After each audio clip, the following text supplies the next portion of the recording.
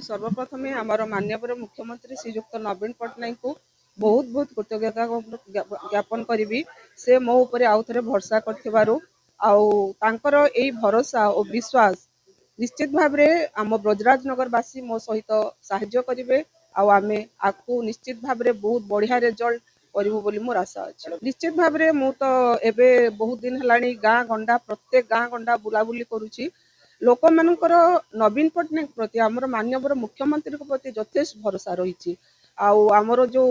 सरकारी योजना गुड़ाक लोक मैंने बहुत ही खुशी अच्छा आमे आशा करुचु से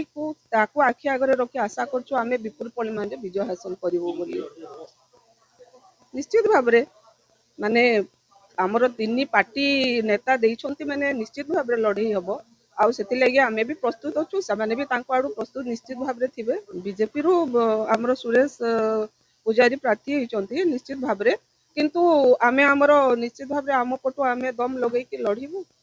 निश्चित भाव आमे मार्जिन बढ़ेबा को चेष्टा करूँ। आमर कर्मी माने भी बहुत उत्साहित अच्छी आमर टोटाल ब्रजराजनगर बासी बहुत उत्साहित अच्छी से आमर नवीन पट्टनायक आमर मुख्यमंत्री को बहुत पसंद करुँच तो आमे आम नवीन पट्टनायक लगी आमर जो यही वर्ष भितर आमे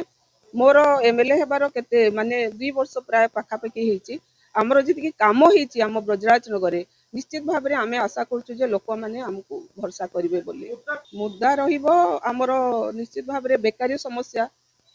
आमर जो आड़ को गले गोटे समस्या कहते पानी समस्या सेटा बेरोजगारिया यहीटा आम निश्चित भाव यही मुद्दा गुड़िक रखू लखनपुर ब्लॉक विभाजन तो आपण मैंने भी जानीते मु